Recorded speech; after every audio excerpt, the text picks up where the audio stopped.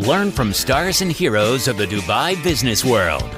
Welcome to the Dubai Business Podcast, produced by Jayed. Now, here's your host, Lucas Krejcia. Hello, Dubai business world. This time, we're not recording from Dubai Production City, but we've got our guest connected remotely. We're recording this episode at the moment many businesses had to close their stores. Restaurants are only open for delivery, and people are not allowed to leave their homes. For many small and medium enterprises, the only chance to survive is to move their business online. And that's what we discussed with Julia Samodurova, e-commerce expert who built an open document for SMEs who need to start selling online. Whether you're offering physical products or services, this episode gives you practical steps to move your business online. So Julia, thank you very much for dedicating your time for Dubai Business Podcast. We can't start differently. How are you dealing with the current Corona situation? Well, it's like in every, crisis, there is an opportunity. So far, first initial stage is a little bit of crisis. I understand how small businesses are affected and everybody is very, very uneasy. But I believe, it could have a potential to transform industries for the better. People would be embracing remote work, which could save them costs, could impact positively on productivity and many, many other things. So just, I don't know, need to stay focused, and we're gonna get through it, hopefully more successful than when we started. So, yeah. Okay, that's great. You're saying opportunity, because I would love to have this interview should be inspiration to people who are maybe now a little bit worried about what it will do with their business. So we might give them some light at the end of the tunnel, let's say. Yeah, it's always. So you are a founder of unmarket.com, platform connecting SMBs with top marketing e-commerce professionals. How is your business affected, or is it affected at all now? I mean, yes, it is affected because it's kind of second degree, I would say. Essentially, everybody, all of our consultants are remote, right? And they provide their services remotely. So this way, people are not affected. But what affects us is that everybody is very stressed out, and they don't know really whether or not it's the right time to invest in growth and marketing, or rather just sit and wait what's gonna happen. That's what we see, that people kind of reducing budgets, reducing marketing spend, for example, not going into implementations of certain things they wanted to implement, let's say even a month ago. So that's what's happening now. Mm-hmm. Okay. And do you see now increasing demand for online marketing services, or not yet? It depends on the vertical, obviously. People who are in delivery or e-commerce of essential household goods, or I don't know, health and beauty, basic things. Yes, they obviously see, increased demand, but people who companies who are more on, I don't know, fashion, I believe very affected. I don't know why, but this is what we see, transportation is obviously down, right? Because people seeing all non-essential things are affected. And so this is there is a change in categories. There's some categories which are thriving, right? And some categories which are sitting tight on that's what we see. Yeah, got it. Okay. Julia, you published on LinkedIn a really amazing cheat sheet for SMEs who want to move their business online. Okay. How did you come up with this idea? What made you do this? I feel people, small businesses are affected the most, and they have the least opportunity to get qualified help. They're not even our clients, because they're usually mom and pop stores, who try to do everything on their own. So our clients who can afford to hire a consultant, right? They're kind of larger, and they maybe source outside investment from somewhere, and then they can afford this, but really this little restaurants or direct to consumer kind of fashion, producers and all these kind of guys, I feel they have, I don't know, 2 weeks worth of cash, and and then they're in this situation right now, and what do they do? They I feel they hit the hardest. So if anything I can do to help them, I'm trying kind of my best. So that's Okay, that's amazing. We will link the cheat sheet in this episode show notes so everyone can go through it. And basically, I would love to go deep into each part of it and kind of explain to people who might not be familiar with online or how to sell their products and services online yet. So explain how you mean it. At the beginning, you're dividing the business into 3 groups, which is the physical goods, services with clear scope, like babysitting, for example, and services without a clear scope, personal training. You think should all of them now go online given the current situation and try to sell their products and services online? I think some like have no options, right? Because gyms are closed. Like that's the only way, I guess, for trainers and like yoga teachers, etc. Either record their classes and like do them online or just book like one-on-one sessions, right? That's the only option, I guess.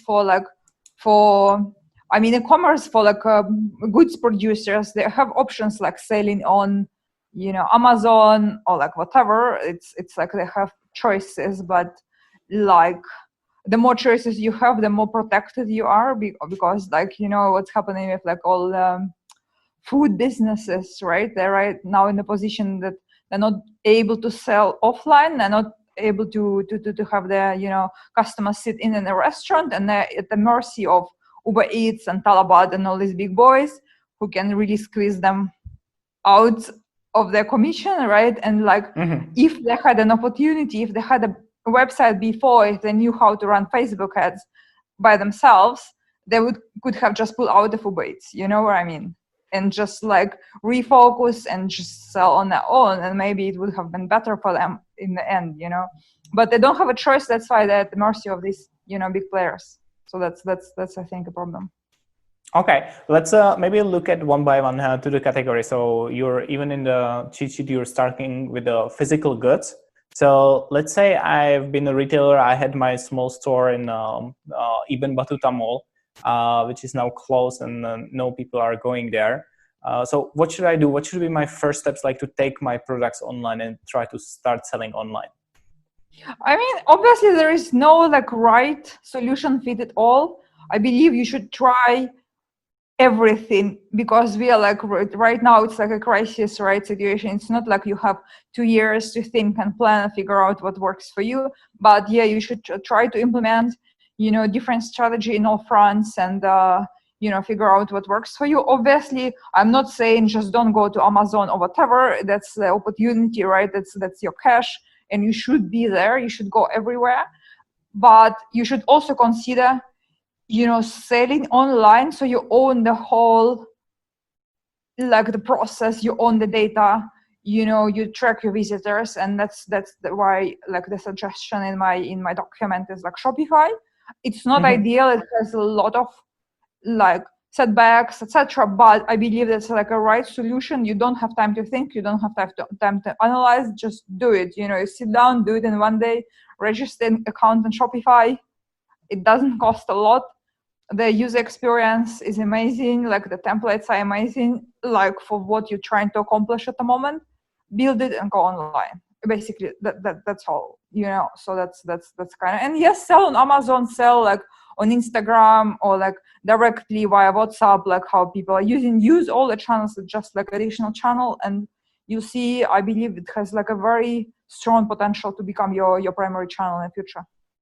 Yeah. Okay. So we're saying, if I understand it right, you're saying try all the channels possible, go to marketplaces, try the social selling if that will work, but also at the same time, don't underestimate building your own platform, which for many people who are not. Especially it's so straightforward to build, because I feel like people still stuck in like 2010, like 10 years ago, where building a website was like a tremendous challenge. You had to have like coding experience, or you had to hire a web developer, etc. It's no longer the case. You don't have to have a coding experience to go online, and you can do it really fast, and you can do it by yourself. Yeah, I agree. Yes, I believe people who are not tech savvy, they are very often afraid that it's a lot of work and they don't really understand how to do it. They are afraid that it will cost a lot of money to hire a developer to do some fancy Magento website or something like that. But from what you're saying, I understand it's not necessary nowadays. It's not about building a perfect website, right? Yeah, it's just like get it going, and like Shopify has a potential. You can actually go big with Shopify, like things like Kylie Jenner, right? Her like she's like a very like a famous and everything, but her empire is actually built on Shopify, right? And plenty of all this, D2C Silicon Valley like darlings, like Glossier, and they are built on Shopify, right? And it's like you can be like super small business having like 2 transactions a day, or you can be like Kylie Jenner or whatever is like the other Jenners this time. I'm not an expert on them, but yeah, you know what I mean. Yeah, okay. So it definitely gives opportunity like to grow into something big. So it's not a limitation starting on Shopify. Yeah. And it's not something the entrepreneurs need to spend a lot of time nowadays at, right? Yeah. Okay. When I'm starting with Shopify, what should be like the first step? You were speaking in the document about how to build a homepage. Shopify has many templates which are kind of self-explanatory. So what should be the main things I should consider for the homepage if I want to sell my personal physical goods? Once you like register the account, right, it's pretty much self-explanatory what you do, and there are plenty of tutorials on Shopify website. But the only thing I would like to highlight, because lots of small businesses neglecting it, they're working on a desktop, they're building this website on a desktop, and they assume the customers going to interact with the website on the desktop and they optimize the whole experience. But it's not true. As we know, we are like mobile first and mobile only in many cases. Most of your users, most of your customers going to interact with your website on their mobile devices, and like this is your first priority. Always check what's how your website looks on mobile device, optimize for mobile first, and just like keep it on top of your mind, and just know that at least 60% of your users gonna be buying from mobile device, and at least 80% of your users gonna discover your website for the first time on mobile device. So just consider this.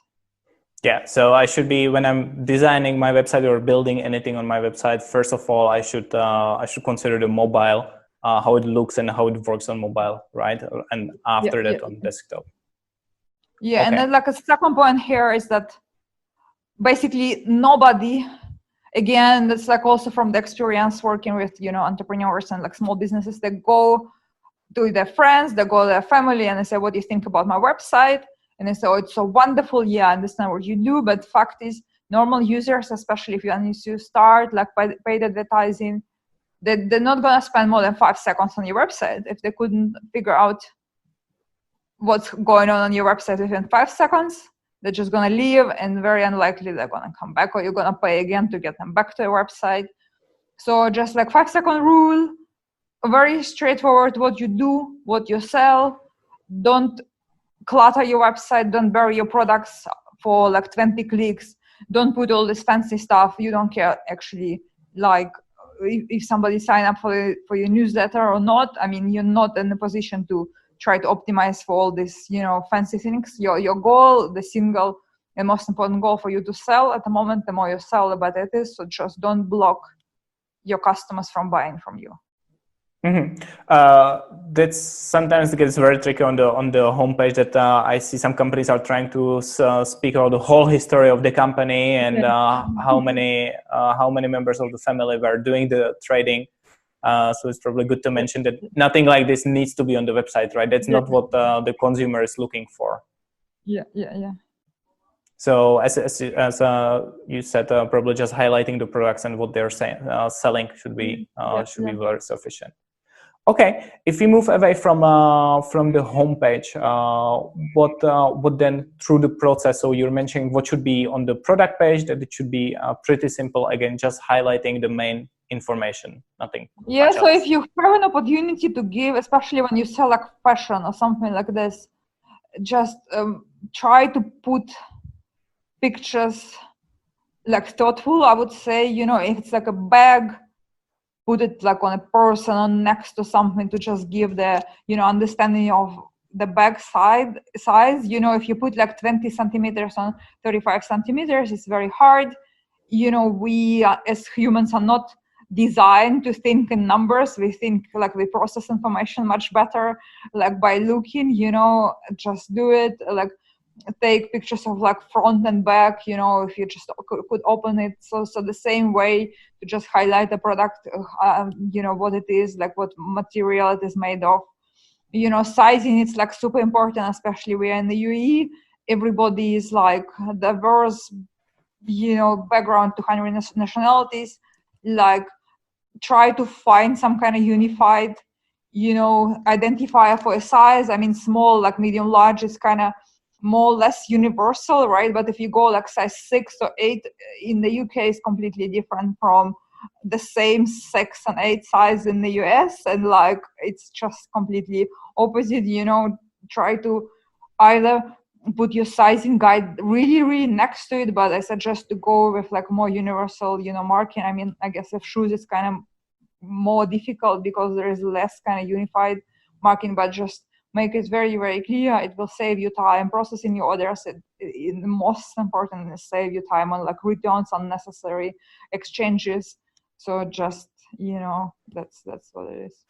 Yeah, it's definitely better to be straightforward with that and be very specific to the user to avoid the returns and everything, which then costs a lot of money to businesses, right? Costs a lot of money, disappoints users, and like, so that's.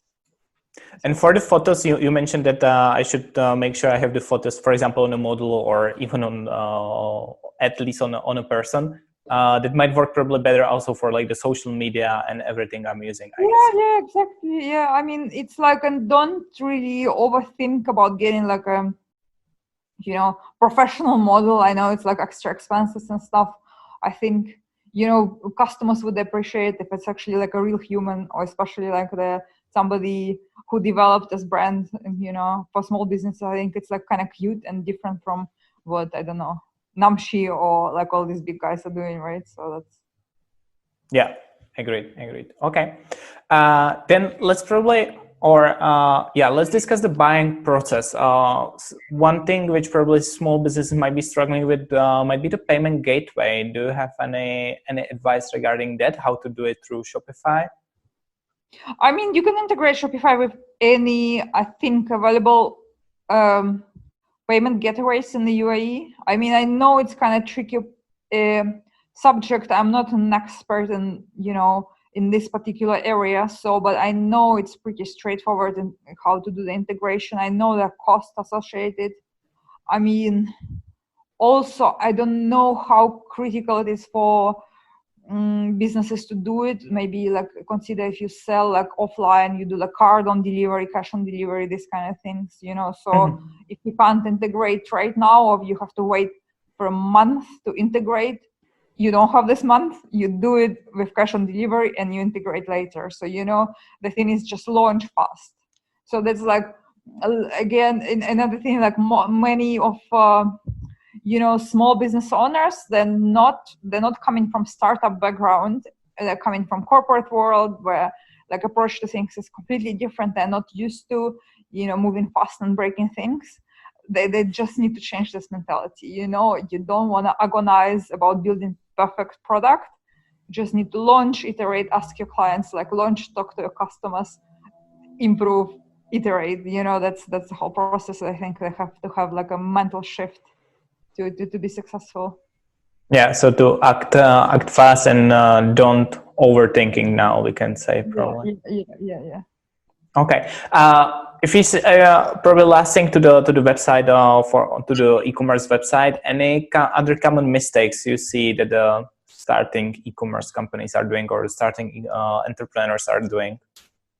Like taking long time, not understanding users, assuming that they know users, making decisions based on their opinion rather than on like user feedback or on numbers. So that's kind of the biggest thing. Just stay open, move fast, learn from the mistakes. You're gonna make mistakes anyways, but don't like stress over it, and like be human. If you make a mistake, talk to a client. Don't say, "Hey, you stupid, you didn't read my website." No, that's not right. So it's your website probably not right. Then somebody couldn't figure out something on your website, right? Just that's the whole point. So yeah. Okay, so just try to understand the user's point of view. Perfect. You mentioned at the beginning the marketplaces, Amazon and Noon. Would you have any comments on that? Is it something the businesses should consider now? I mean, yes. The only problem is that you don't own your data. So Amazon owns your data, Noon owns your data. And to me, maybe because based on my background, it's like a very, very critical point, right? So like you just at their mercy, you're at the mercy of somebody else. I mean, like, you know, Amazon US is technically becoming like next Google, where you can advertise and you can do like many things. Let's see. I mean, from my understanding, Amazon in the UAE is still souk with all its kind of what it was, right? So yeah, I mean, yeah, you do it, you kind of do it as long as it makes sense for you. Yeah, you know, but don't just let your destiny or your company destiny be decided by somebody else, by the third party. That's the whole point. Yeah, for someone again who is not technically savvy or not online savvy, it might be like good way to start because it's fairly easy comparing to like building your own platform, right? Yeah. But probably what you're emphasizing on is don't kind of rely on that one channel only, because then you are again in the same danger as you were in the mall, and now the malls are closed, so you lost that one channel. Exactly. Okay. Perfect. Let's move to the vertical of services. So you're splitting the services into two groups, but maybe we can speak about both of them at the same time. So you mentioned at the beginning, for example, a personal trainer. So let's say I was a personal trainer in a gym. Everything is closed now. I cannot do my classes anymore. What would you suggest me to do? So basically, like the reason I split the services is just because how they've been purchased.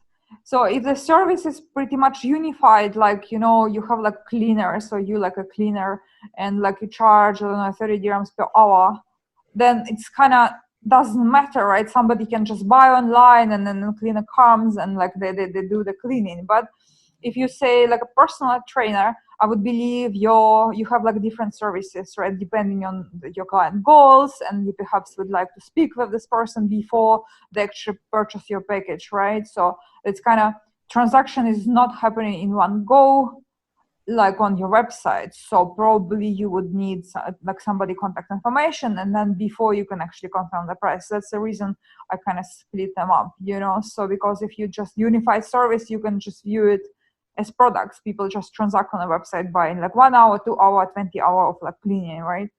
Mm-hmm. But like don't think that it's kind of the same thing you can do with like, I don't know, teachers, or maybe, I don't know, like trainers and all this, you know, more like creative type of people, this kind of stuff. So that's why I split them. Okay. And so how should I approach it differently? If I'm the first type of the service who had the unified type of products, do you think I can use, for example, Shopify as well? Or how should I then bring my business online? I mean, it very much depends. Like the short answer is yes, you can use Shopify or you can use chat. Like people, like there's plenty of opportunities to build like bot and, you know, get like kind of conversational marketing, what they call right now. So yeah, I mean, you can use Shopify. I talked about like ManyChat as like an example of you know, software to build a bot, which is like integrated. You can take orders from your Instagram, from your Facebook, etc. So you can do it on WhatsApp, even like whatever is more convenient. Like each, you know, approach has its pros and its cons. So, but if you are, you know, like more of like a second type of service where you need to speak with the client before you can actually confirm the price and get them to transact. So it's more like of a lead generation, you know, process. So you can either use, you can like, I mean, one of the builders like Shopify, you know, to just collect your kind of leads, or you can build like a simple landing page. There are also like, you know, some ideas are shared like Insta page or like Wix, you know, there's plenty of opportunities. You just build a landing page where you put, you know, information about yourself, your pictures, whatever you feel like your, you know, value proposition. And then you can loop it into your WhatsApp, for example, and then you can just have like a direct human-to-human conversation with your prospect, and that's how you go. Okay, so let's say practical, so people can kind of imagine what we're saying here. Again, if I'm the personal trainer, you're saying I should build a simple page which basically will just generate the contacts for me, and I will then speak with every single person and kind of I think discuss with them. Like that. I'm not a trainer, so I'm not sure how they accept their kind of clients, but I would assume at least I would want to talk to a trainer to just explain what I need.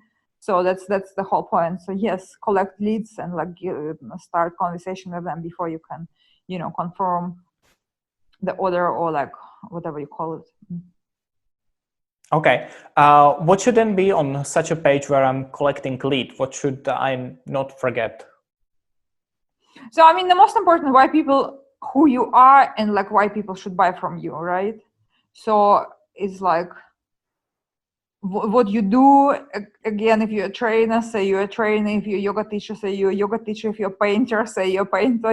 Don't go into this, how people put like mission statement. Nobody can understand actually what is in there. So very simple human language your grandma can understand and like 5-year-old can understand. And like like why you're so special, why people should buy from you rather than from somebody else. Like who else is buying, it would be good to use like customer testimonials, maybe if you have like some videos of your sessions, if it's like applicable, right? So just show that you're legitimate, that people have been buying from you, that they've been happy with what you do. So, and how to buy. So there is this like magic button call to action, whether it's like a phone number or a click to fill in the form. So it should be there. Okay, so again, very simple, nothing long. I would highlight what you're saying about the video. I think a video can help a lot in these cases, especially if it's like one-on-one service, right? Probably because we will get more trust from the people. So that can probably relate a lot. Many of those trainers, for example, it's easy example to use. So let's continue. In that many of those trainers are nowadays like doing workouts on Instagram or Facebook. Do you have any idea how they can kind of like try to monetize that? Because it's very hard for them now. They're kind of providing content for free, but they cannot deliver the service they would usually do, and they're just hoping the time will be or the quarantine will be over very soon, and they will be able to deliver the trainings as they were used to. Yeah, I see like, lots of people doing it, so lots of great content. To be honest, I'm not sure if people are prepared to pay for this, online tutorials. Yeah, you can technically say, okay, this is like a closed session. You can get like, first session for free, and then you need to subscribe to consume my content. I'm not sure how appealing that would be right now, because so many people doing it for free. Like, why?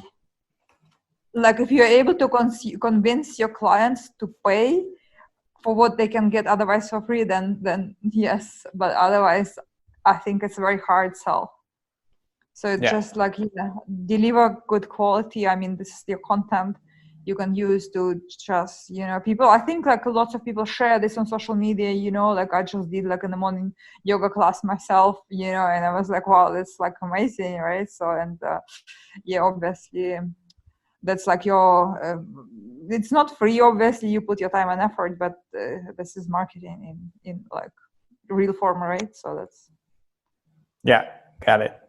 Okay, let's say we have our website, either the e-commerce or for our services. Now the question is, how do we get the first traffic there? How do we get someone to go there? What should I start to get the first users? Okay, so now what I'm gonna say is gonna be like a little bit controversial. I would not say it like during peace times, because when I advise like companies, during like normal times when we have time, I say, take it slow, don't really go crazy like on paid advertising. You just like understand your customers, you get the product market fit and all these kind of things.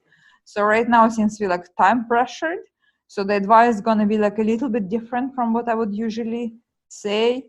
So but I would say like first is you have to let your current customers know that you're selling online, right? And like just very simple.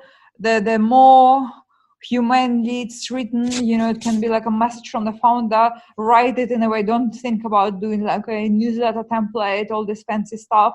Talk to your customers like you would have talked to your best friends. Say, okay, yes, we are like in these times. They closed our shop in like Dubai Mall, or they closed our gym.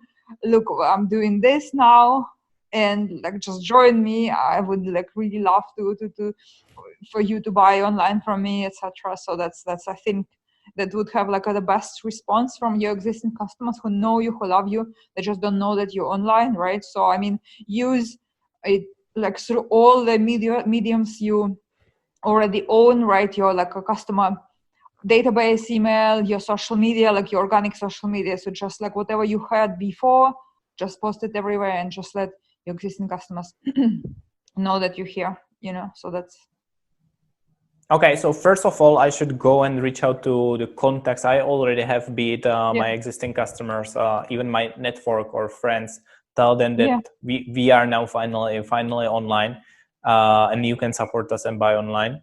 I definitely agree with you that the personal message here can probably, especially in this situation, can be way more effective than some fancy corporate newsletters, because it's emotional now, and people kind of listen to this more, right? Yeah. Okay. What should be the step 2? You're mentioning paid versus organic growth, and you're mentioning in the document so that we.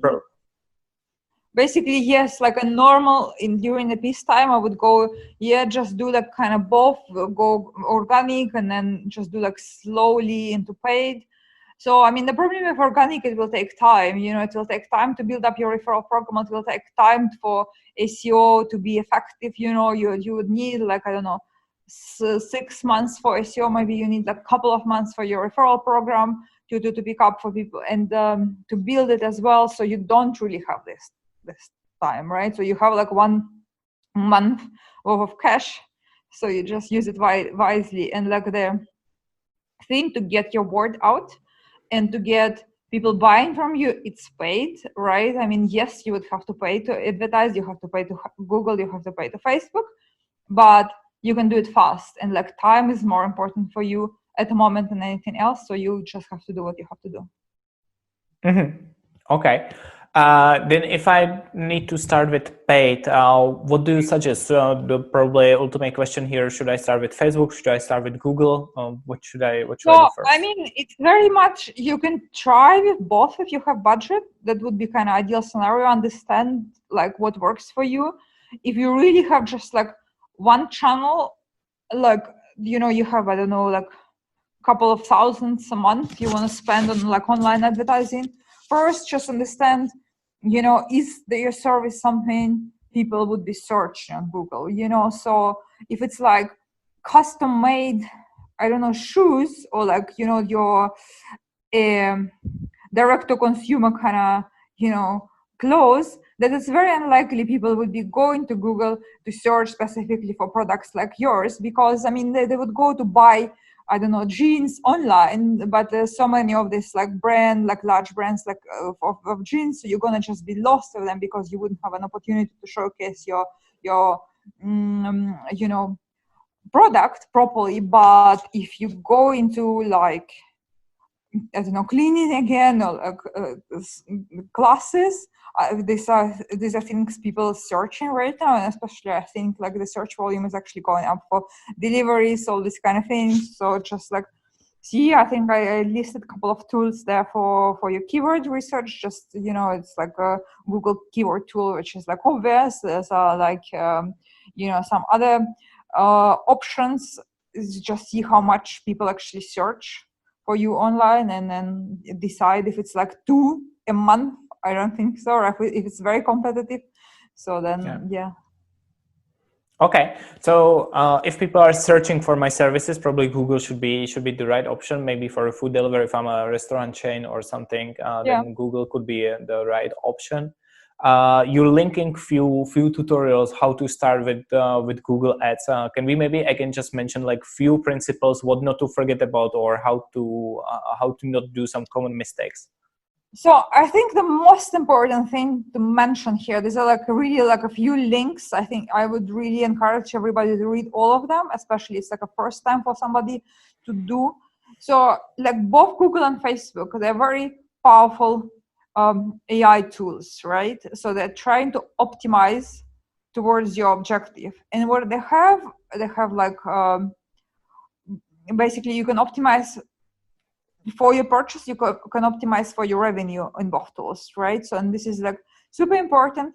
So if you set up campaign the way it's done, like the way I listed, you don't really need to optimize for clicks. You don't really need to optimize for like other options that are too technical, and it's not a beginner thing, but just know there is a chance for you to optimize for sales, and that's what you should do, especially in the very beginning. It's not ideal, of course, like once you go, you will at some point hit your budget limit, but I just don't want to talk about it now. It's your least concern, say. So that's the most important kind of thing. And just don't fall prey of all these people who would be trying to sell you clicks or impressions or likes, or they're just not very ethical people. I have a very strong opinion about this, but yeah, that's what it is. I think it might be good to mention this as well, because I'm afraid that this situation where many people who are not online first will try to go online. Many people will try to misuse the situation and still like sell them impressions, sell them likes on Facebook and things like that. Why I shouldn't fall for it as an entrepreneur? I mean, because it's like, what's your goal? Just focus on your goals. Your goal is to sell. Your goal is to get revenue, right? So, and there is an opportunity within Google and Facebook to optimize for your revenue, optimize for your sales. So like whoever tells you that it's not possible and you have to do like likes, or you have to do like brand awareness, or you have to do all these other nonsense things, you just should not believe these people. That's like, I know it sounds very strong, but I really hold this belief, so that's why. No, I absolutely agree, and especially at this time, this is not a time for brand awareness campaigns, right? So yeah. Okay, back to Google. Do you think I should focus only on the search, or should I try all the other options there, like display or YouTube, or should I rather focus on search only now?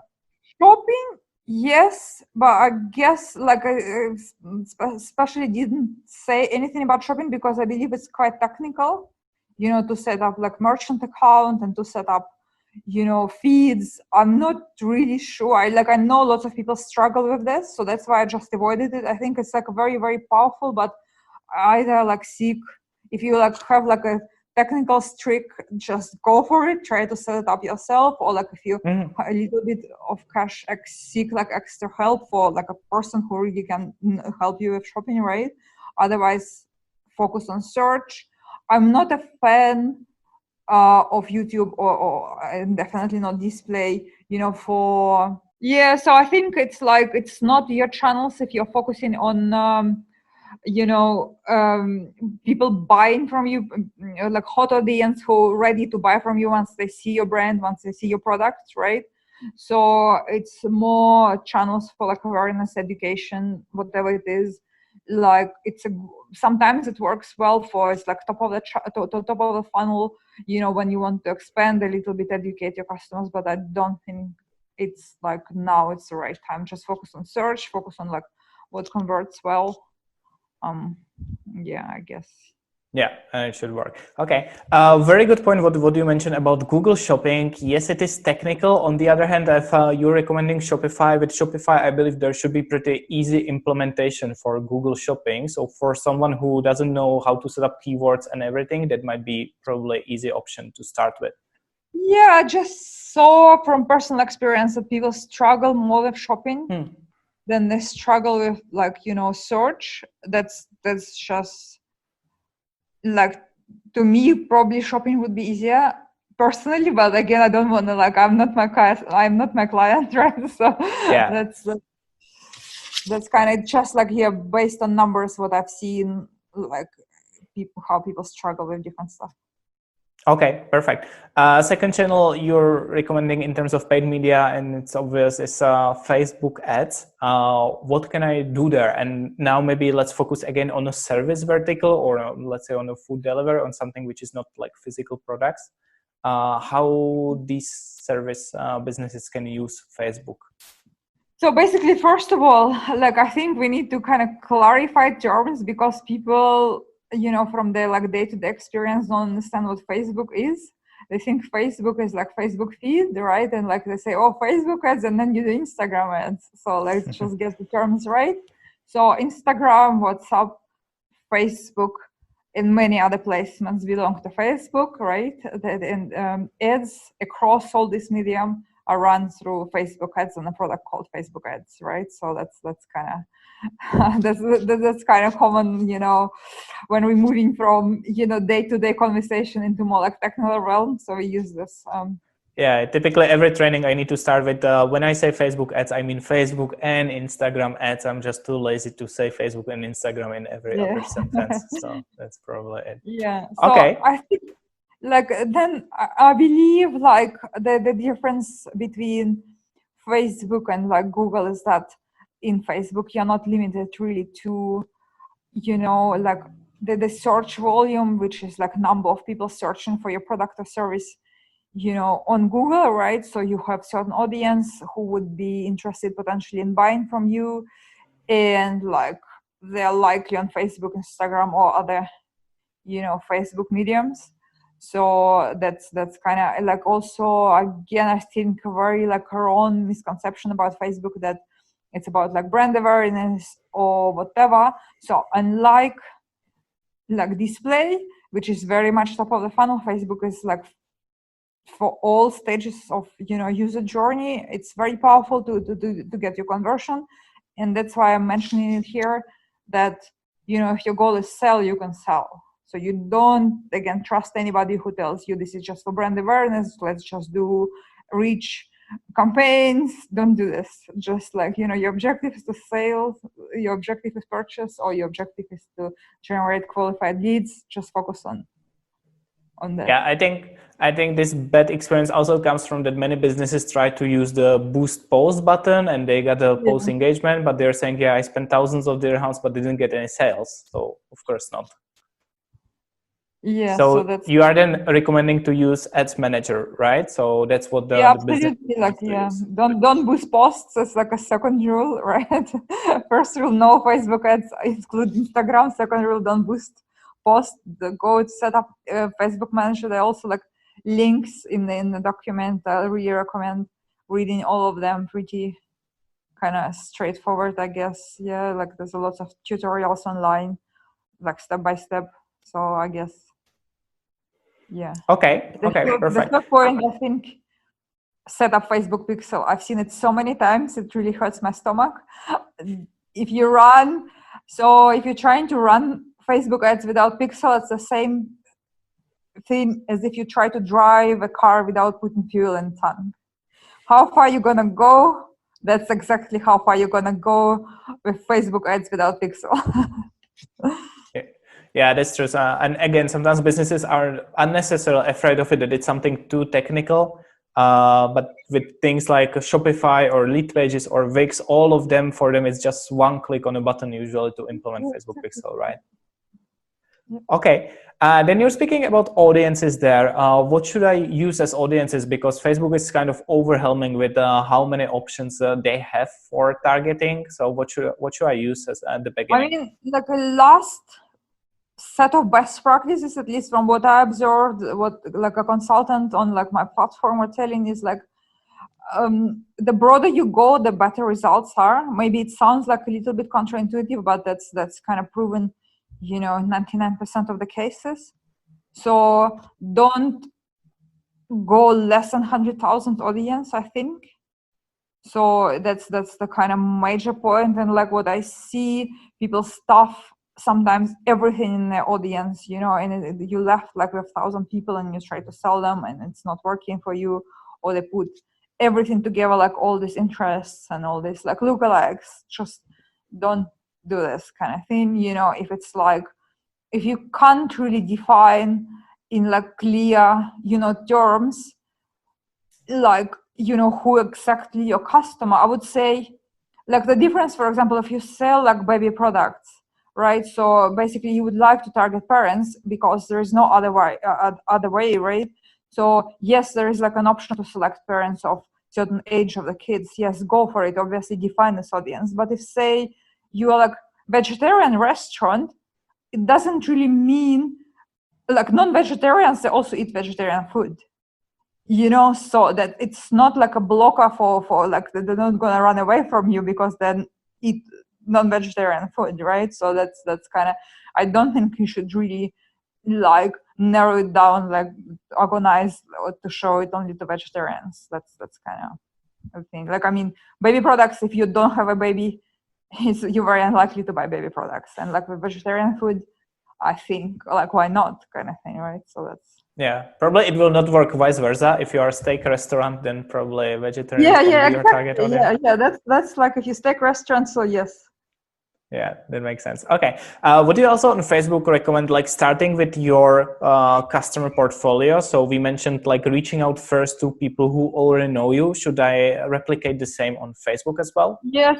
So basically there is like a very powerful tool which called like lookalike audience, right, on Facebook, which basically, I think they have like 200 parameters on every individual with the account, right?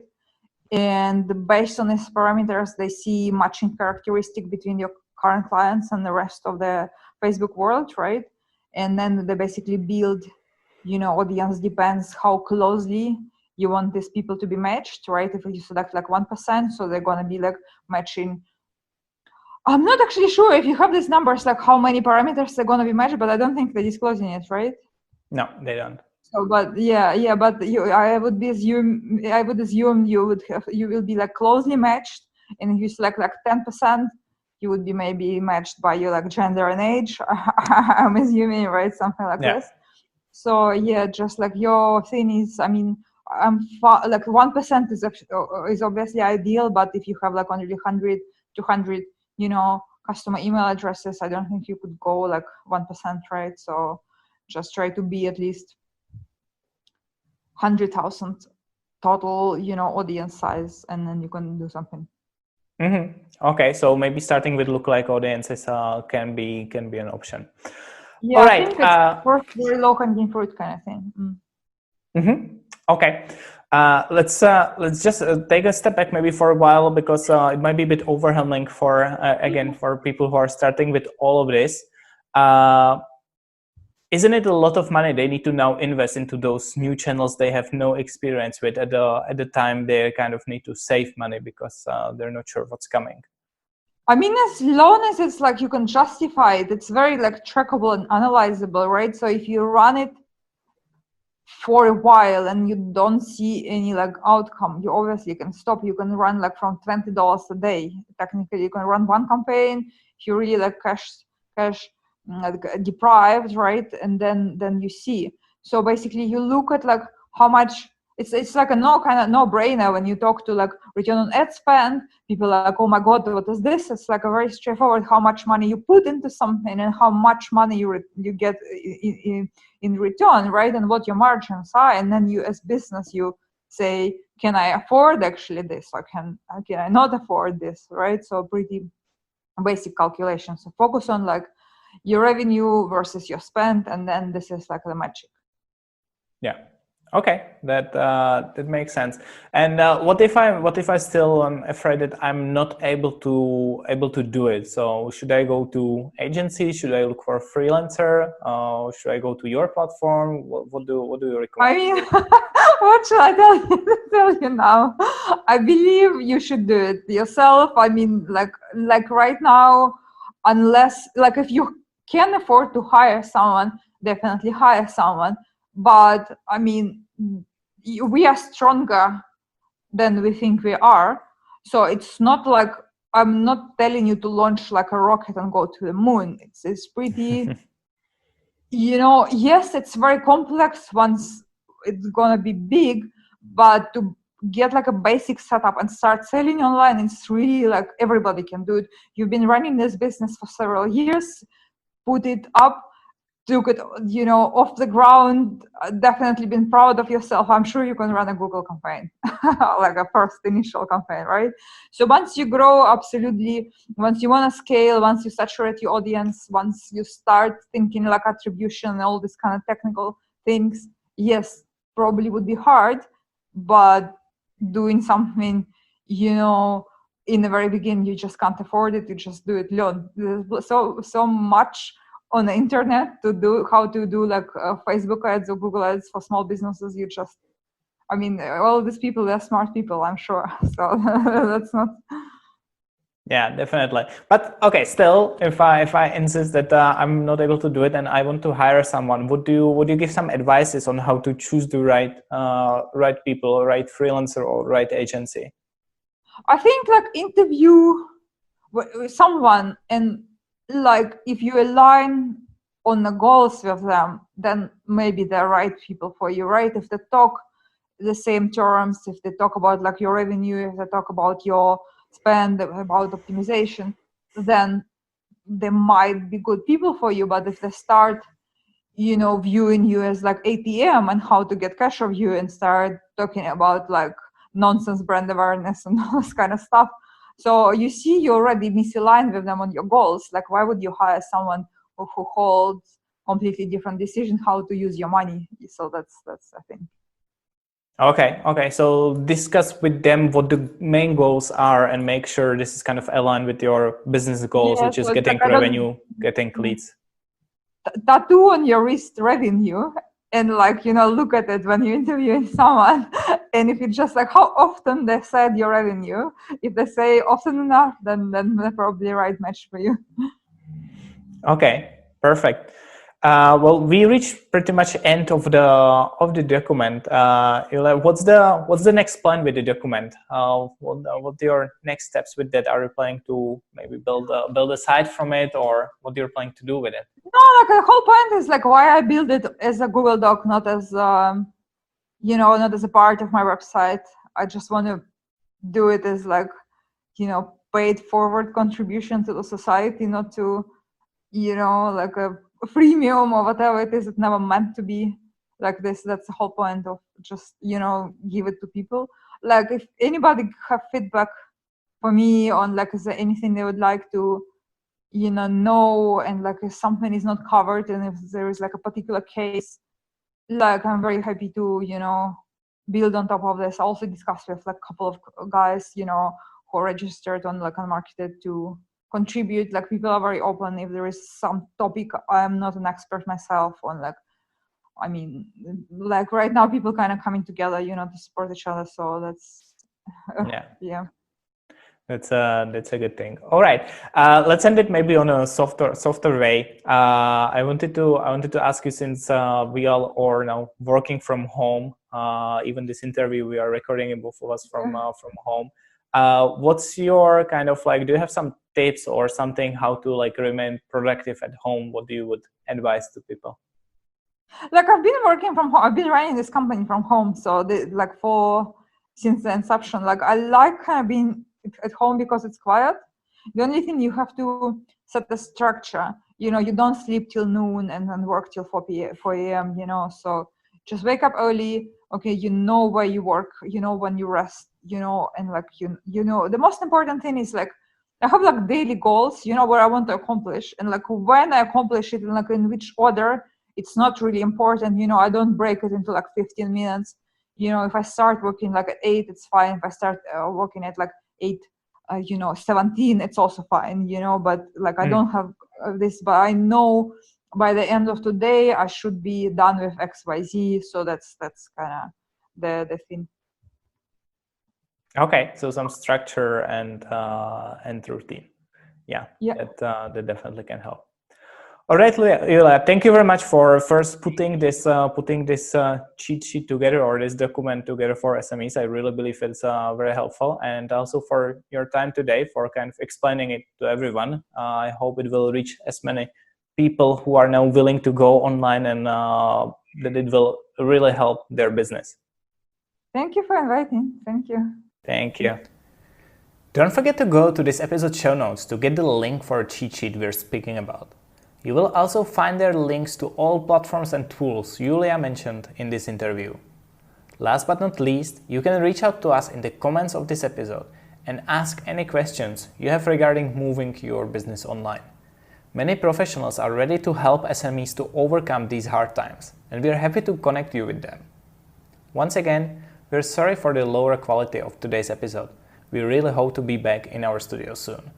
In the meantime, stay tuned for more tips on how your business can handle the current situation.